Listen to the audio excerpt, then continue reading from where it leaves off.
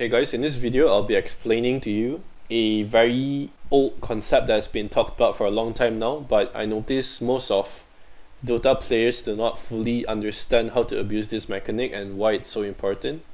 Okay, so this will be about tower diving.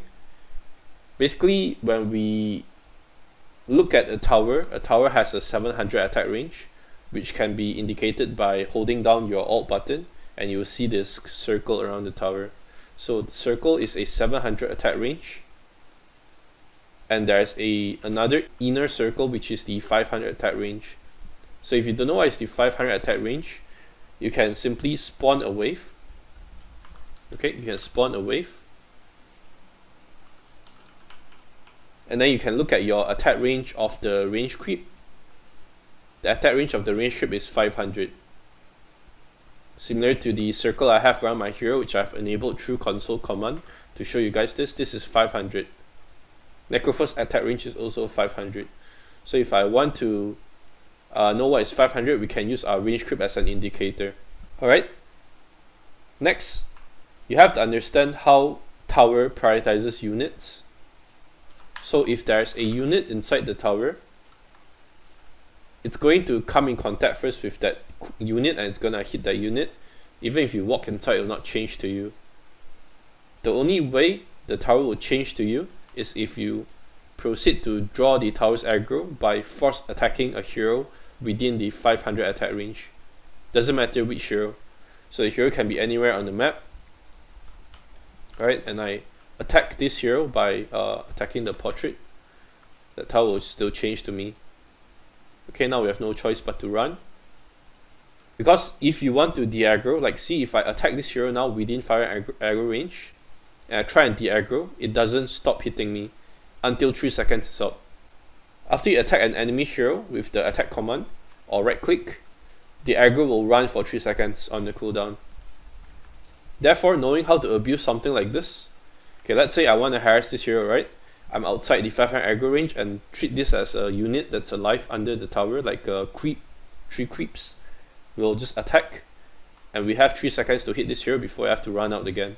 And we click attack. Normally it's about 2 or 3 hits. Yeah, about 2 hits, then you have to run out already and reset the aggro all over. So go hit 1, 2, and we run. Again, 1, 2, and we run. This is very, very strong if you're playing something like a Lina or a sniper that is really long range. Okay, so let's say we click this guy and we're given like opportunity to just keep clicking him. Then you float around the edges of the circle and the tower will never hit this.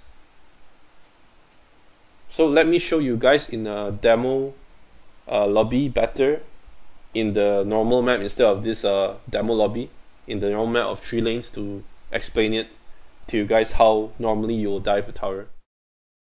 Hey guys, before we continue with this video, I would like to just take a quick moment to ask that you like, comment, share and subscribe to my videos and YouTube channel. Your support will really help me grow my channel. Also, you can check out my Fiverr page if you're interested in coaching sessions with me. Thank you. Let's use the example of this. So we attack from here, this is aggro range. Right, we attack from here, this is aggro range.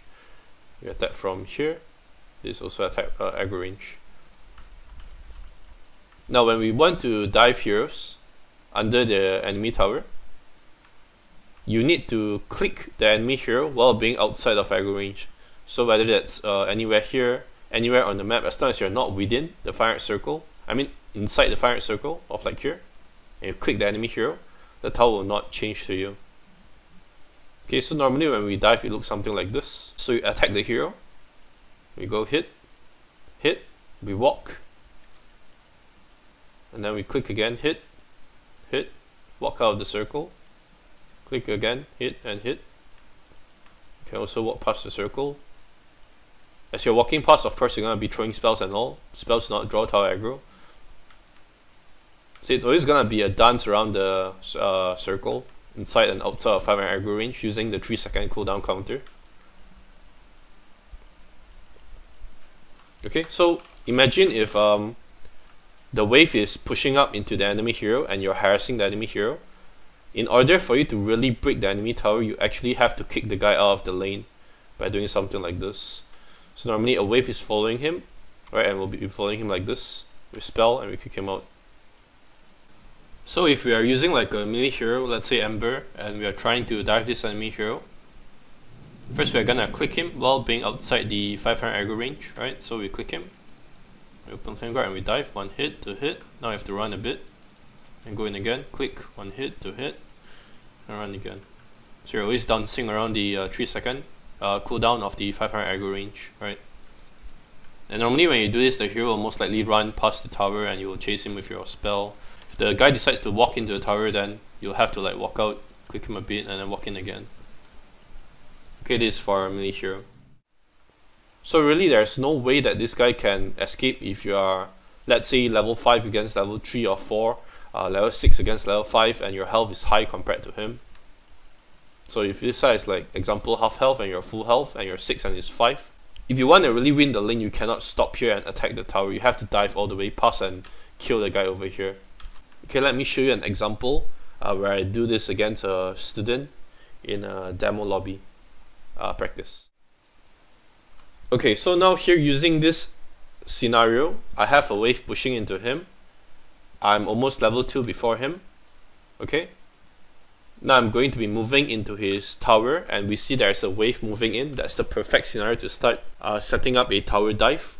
So we'll be attacking him as we let the mini creeps run in the tower first. Remember to press Alt when you dive towers, so you always look at the attack range of the tower. Now because I have creeps tanking the tower, remember we have a 500 aggro range around the tower. So it can be anywhere outside here. And we can continuously click the enemy hero without drawing tower aggro to us. At the same time, you could also be anywhere inside here and click the enemy hero, provided you click the enemy hero outside earlier. So you toggle the 3 second of cooldown duration. Okay, so example, now we click him. We are still clicking him. The tower never changes to me because I'm continuously outside here.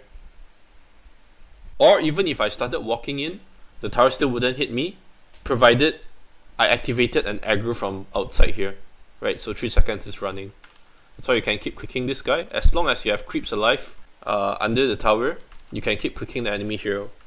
But do not walk in there and click the enemy hero, unless you had intentionally made aggro on cooldown while outside the 500 aggro range before you walk in to click the enemy hero for like 1 or 2 times, and then you have to run out again. So in a way you have to see it as a dance that goes in and out, in and out. Okay, so you move out, you move out, you click the hero, you move in, you click the hero like 2 or 3 times, you run out, click the hero again, move in, click the hero 2 or 3 times, you run out. So dance back and forth. Okay, now the enemy hero is dying. See, I'm still playing within the outside the 500 aggro range. So I land like a few hits on him. And eventually he dies. Okay, so I hope that makes sense. If you guys are not pushing or diving the tower, high chance you're not gonna be able to break the tower. And because you do not break the enemy tower, the game's gonna delay for... The advantage that you have in the lane will not be able to be pushed as far as you can. So ganks can start happening to you because the tower stays alive. In order to break the tower, you must first kill the enemy hero, dive the tower, and completely zone them out of the lane, right, in between the tier 1 and 2. So when you're really strong in the game, let's say you're level 5 against level 4 and the enemy hero is stuck at like quarter health and you're level 5 with like full health, that's your indicator to really start thinking about diving the tower all the way. The mistake that most people tend to do is they stop here and they just hit the tower. And then this enemy hero manages to draw the aggro of the creeps away with him, and this guy just runs away.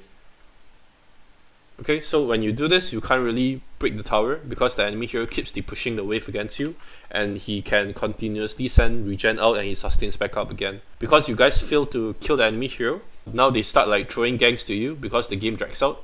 People are getting levels and now you guys will start feeding if you try and break the tower. So again, try to understand how to dive towers, and I'm sure it's gonna help you elevate your gameplay to the next level in the lane. Alright, that's all for this video. I hope you guys understood the mechanics of tower aggro and why it's important to dive in order to really shut down the enemy hero and win the lane easily as early as possible. See you guys in the next one.